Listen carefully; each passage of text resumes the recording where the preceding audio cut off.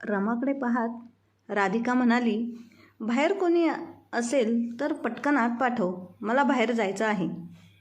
क्षणभरातच एक व्यक्ती आत आला.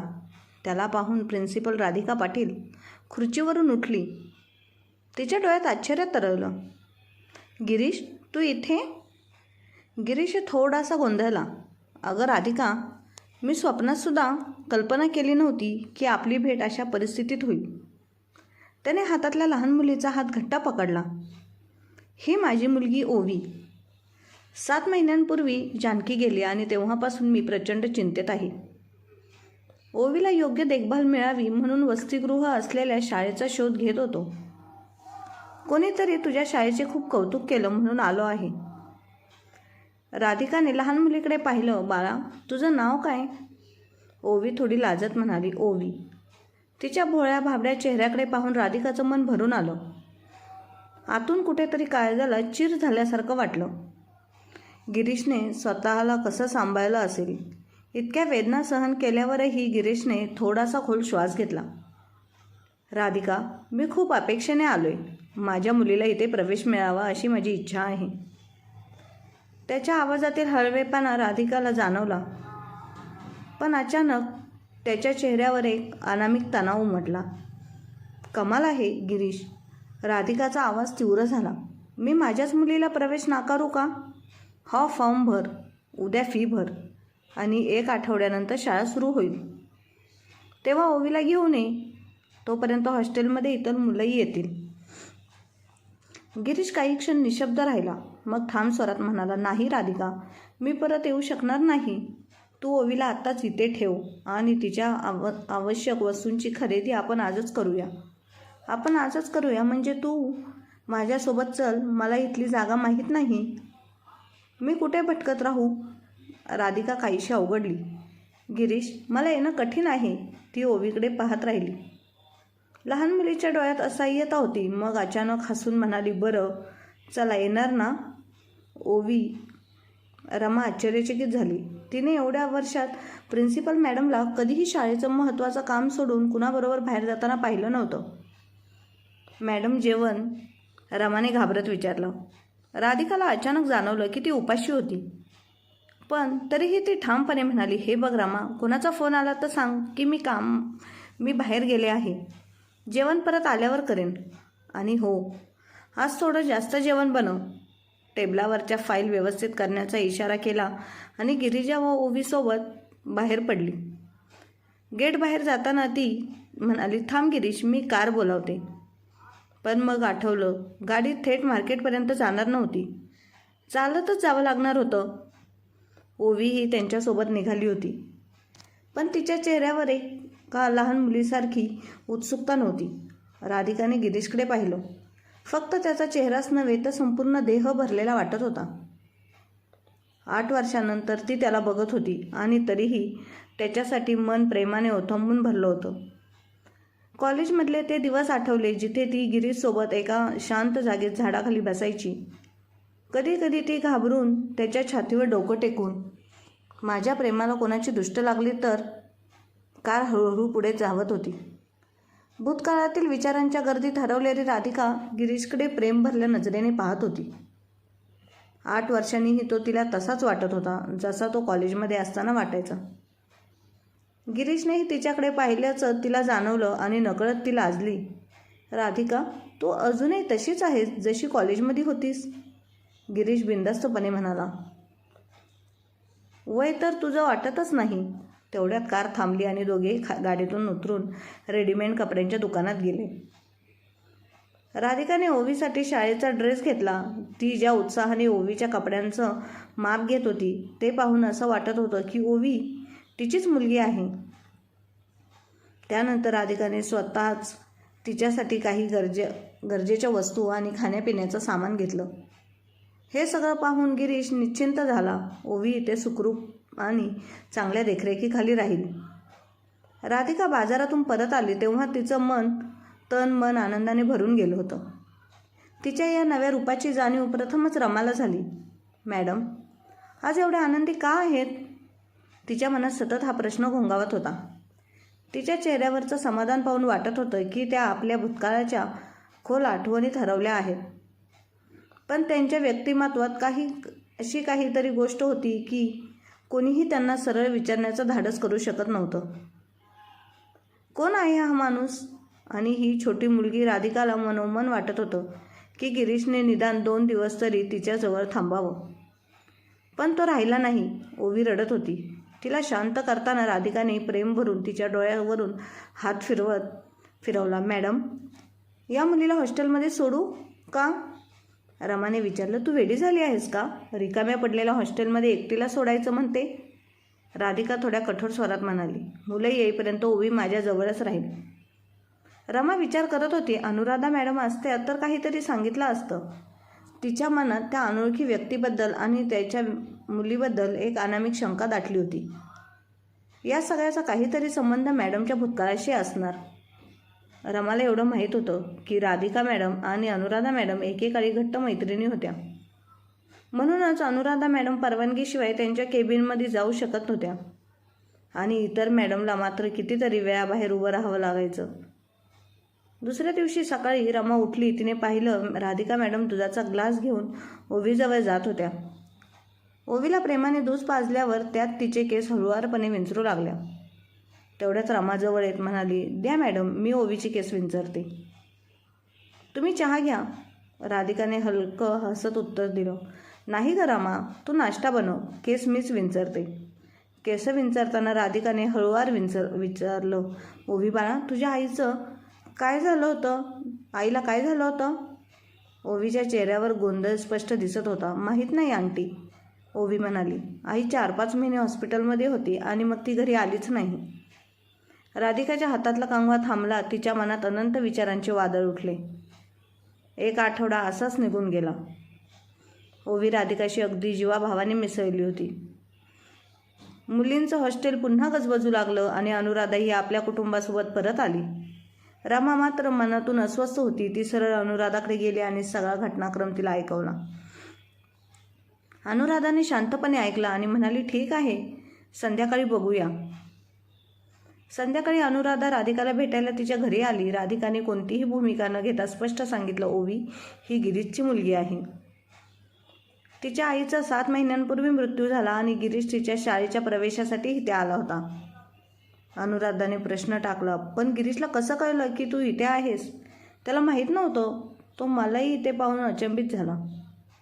अनुराधा काही वेळ स्वस्थ बसली, पण तिच्या मनात कालवाकालव सुरू होती. शेवटी मनाचा गोंधळ मनातच ठेवत ती निघून गेली. राधिकाला जाणवलं होतं अनुराधाच्या मनात काहीतरी खतखतते, पण तिला याचं कारण स्पष्ट नव्हतं. ती बेडवर पडली आणि भूतकाळाच्या गर्दीच्या वाटांमध्ये हरवली. कॉलेजचे ते दिवस. राधिका, गिरीश आणि अनुराधा त्यांचा घट्ट ग्रुप होता आणि त्यांच्यासोबतच प्रदीप नावाचा आणखी एक मित्र होता. गिरीश आणि राधिका एकाच वर्गात होते, तर अनुराधा त्यांच्यापेक्षा 1 वर्ष सिनियर होती. प्रदीप मात्र गिरीशचा खास मित्र. राधिका गोरीपान, मोठ्या कुरळ्या केसांची, तिच्या डोळ्यात गोडवा आणि चेहऱ्यावर तेज. गिरीश देखणा, प्रभावी व्यक्तिमत्वाचा, कोणालाही तो आकर्षक वाटावा. असं माहीत नाही केव्हा पण दोघेही प्रेमात पडले. 3 वर्ष त्यांच्या प्रेमाच्या आठवणीत भरभरून गेली. त्यांच्या प्रेमाला योग्य वळण मिळावं म्हणून अनुराधा आणि प्रदीपने त्यांची खूप मदत केली. राधिकाने MSc पूर्ण केली. गिरीशही MSc झाला. अनुराधा BEdसाठी गेली आणि प्रदीपला सरकारी नोकरी मिळाली. ते हे दिवस होते जेव्हा चौघांचे मार्ग वेगळे होऊ लागले. गिरीशने राधिकाच्या घरी जाऊन तिच्या आईवडिलांना आश्वासन दिलं, चांगली नोकरी मिळताच आम्ही लग्न करू. राधिकाच्या आईवडिलांना समाधान वाटलं. त्यांच्या परिस्थितीमुळे चांगलं जावई मिळेल अशी त्यांनी आशा सोडली होती. नवरा रिटायर झाला होता. मुलगा स्वार्थी निघाला होता आणि वडिलांच्या रिटायरमेंटचे पैसेही घर आणि लग्नासाठी खर्च झाले होते. आता तरी मुलीचं भविष्य सुरक्षित होईल याची त्यांना खात्री वाटली. एक दिवस राधिकाने पाहिलं गिरीश खूपच उदास होता. तिने विचारलं, काय झालं? गिरीशचा चेहरा ओथंबलेला होता. बाबा, माझं दुसरीकडे लग्न ठरवत आहेत. राधिकाच्या डोळ्यात वेदनेचे अश्रू तरळले होते. प्रदीप आणि अनुराधाने गिरीशला समजावण्याचा खूप प्रयत्न केला, पण तो जानू एखाद्या लाठीप्रमाणे वाहत गेला. शेवटी गिरीशने जानकीशी लग्न केलं. गिरीशच्या विवाहाचा आघात राधिकेला सोसवत नव्हता, पण तिच्या आईवडिलांवर तर मोठा आभाळच कोसळलं. आईवडील तुटून गेले आणि त्यांच्या दुःखाने राधिकाही फार कोलमडली. एका तुटलेल्या कुटुंबाचा भार ती किती उचलणार? हताश, निराश, पराजित. तिला असं ठिकाण हवं होतं जिथे कोणीच तिला ओळखणारं नव्हतं. आणि मग तिने या शाळेत येण्याचा निर्णय घेतला. गिरीशचा निर्णय हा तिचा धोका होता की त्याची मजबुरी? आजही ती याचा विचार करत होती. या अनोळख्या शहरात राधिका आणि अनुराधा पुन्हा एकदा भेटल्या. हे भेटणं केवळ योगायोग नव्हतं, तर नियतीचा खेळ होता. अनुराधा आपल्या नवऱ्यासोबत आणि 2 मुलांसह याच शहरात राहत होती. दोघी गळ्यात पडून खूप रडल्या. इतक्या वर्षांनी भेटून जुन्या आठवणींनी उचल खाल्ली होती. अनुराधाला आश्चर्य वाटलं होतं, काही जण कुणाला इतकं का जपतात? एखाद्याच्या आठवणीच्या आधारावर संपूर्ण आयुष्य घालवण्याचा निर्णय कसा काय घेतात? राधिकाला शाळेत नोकरी मिळवून देण्यात अनुराधाने मदत केली होती, त्यामुळे पुन्हा एकदा त्यांची मैत्री दृढ झाली. शाळेच्या ट्रस्टने राधिकाच्या कामाप्रती असलेल्या निष्ठेची आणि तिच्या क्षमतेची दखल घेत तिला मुख्याध्यापकापदी नेमलं. ती जबाबदारीच्या ओझ्याने दबली नाही. उलट शाळेचा कारभार आपल्या खांद्यावर सांभाळू लागले. तिच्या नेतृत्वाखाली शाळा शिस्तबद्ध आणि प्रगतशील झाली. अनुराधाच्या मनात भूतकाळाच्या आठवणीचा होत चालल्या होत्या. विचारांच्या गुंत्यात कधी झोप लागली तिलाही कळलं नाही. सकाळी उठली तेव्हा प्रकाश तिला हलवून जागं करत होता. राधिका, तुला माहीत आहे का, ओवी गिरीशची मुलगी आहे. अनुराधा काहीशी वैतागून म्हणाली, इतकं महत्त्व देण्याची काय गरज आहे? राधिकाचा स्वर ठाम होता. माहीत आहे म्हणूनच महत्त्व देत आहे. तुला माहीत नाही का, भूतकाळातल्या नात्यानुसार ओवी माझीच मुलगी आहे. अनुराधाकडे तर नव्हतं खरंच कोणत्या नात्याने राधिका आजही गिरीशची बांधलेली आहे. अनुराधाला माहीत होतं की राधिकाच्या बोर्डकपमध्ये गिरीशचा फोटो अजूनही आहे. त्या चौकटीत दुसऱ्या कोणाचंही स्थान नाही आणि कधीच असणार नाही. राधिकाला वाटत होतं की भूतकाळाच्या ज्या घट्ट रात्रीत ती अडकली होती, त्या वर्षांनी तिला एक दीर्घ वेदनादायक स्वप्न दाखवलं होतं. आता अचानक गिरीश समोर आल्यावर तिचं मन पुन्हा जुन्या दिवसांमध्ये हरवून गेलं होतं. तिच्या वडिलांचा मृत्यू झाला होता आणि भाऊ आईला सोबत घेऊन गेला होता. संसार थाटावा, जीवनाच्या एका टप्प्यावर कुणीतरी जोडीदार असावा, ही गरज तिलाही वाटली होती. पण तिच्या मनात कुणाचाही प्रवेश नव्हता. विदुर रणजितचा विवाह प्रस्ताव झाला होता, पण तिने आईला थेट नकार देऊन टाकला. शाळेच्या एका समारंभाला आलेले प्रोफेसर अभिषेकने तिला लग्नाचा प्रस्ताव पाठवला, पण त्यांचा लग्नाचा प्रस्तावही तिने धुडकावून लावला.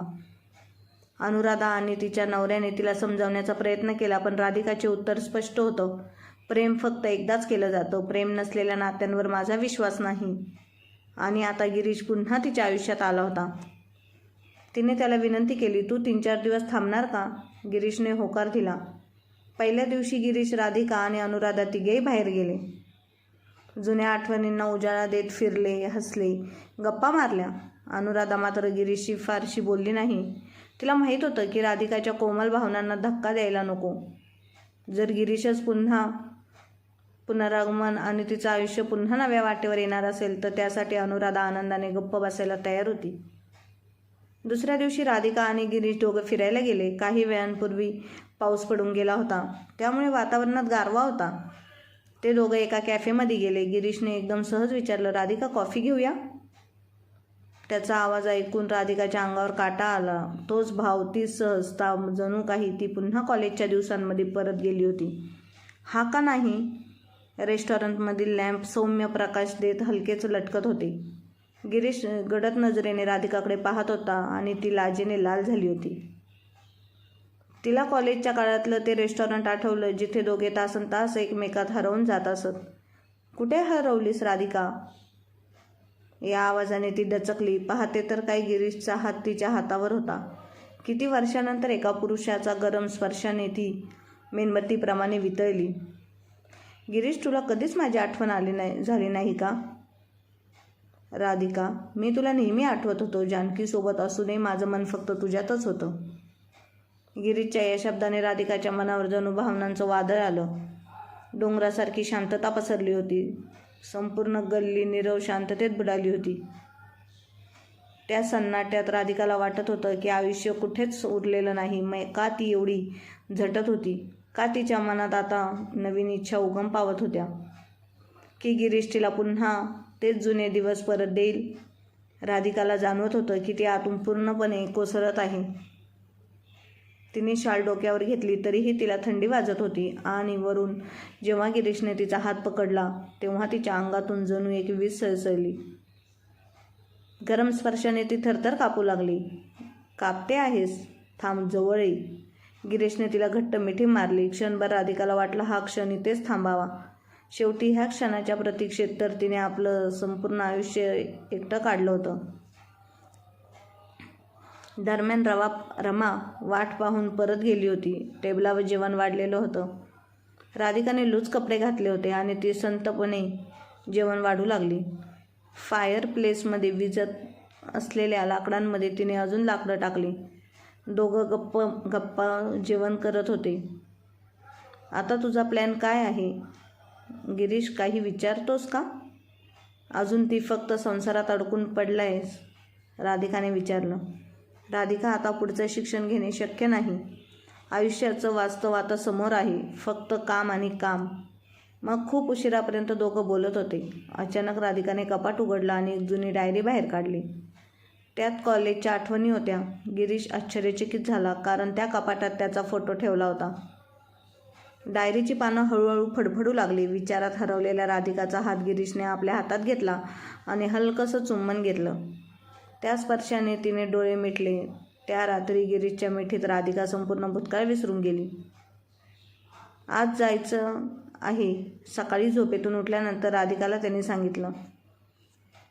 हो राधिका, मला थांबता येणार नाही. तिथे एक महत्त्वाचं काम आहे. गिरीशने बॅगेत कपडे भरत उत्तर दिलं. जाण्याची वेळ आली होती. ओवी रडत होती. राधिकाच्या डोळ्यात पाणी दाटलं. तिच्या मनात विचारांचं वादळ उठलं. आता तरी तिला गिरीशला सांगावं लागेल, माझा स्वीकार कर, मी एकटी राहू शकत नाही.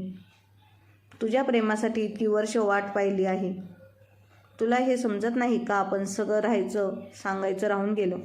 गिरीश न बोलताच निघून गेला. तो फोनवरून ओवीची विचारपूस करत होता आणि राधिका हे ऐकण्यासाठी व्याकुळ झाली होती.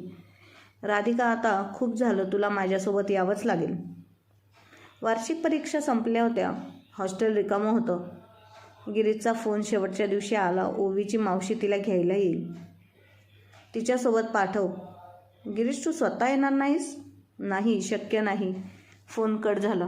राधिकाच्या कानात शिट्टी वाजू लागली. तिने फोन हातात घट्ट पकडला, पण तिच्या डोळ्यासमोर अंधार दाटला.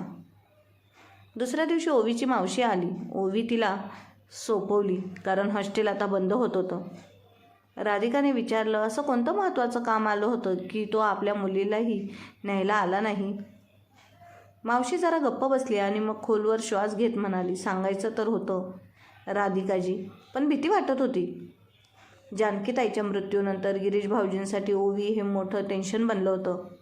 कारण आता त्यांचं लग्न कंपनीच्या बॉसच्या मुलीसोबत ठरलं आहे आणि ती मुलगी ओवीला स्वीकारायला तयार नाही. राधिकाच्या अंगावर काटा आला. जानकीताई जिवंत असतानाच गिरीश एका तरुणीच्या प्रेमात पडला होता आणि त्याचं दुःख ताईला झेपलं नाही, म्हणूनच तिने झोपेच्या गोळ्या घेतल्या असाव्यात. मावशीचा आवाज तल्लख झाला होता, पण राधिका शून्य झाली होती.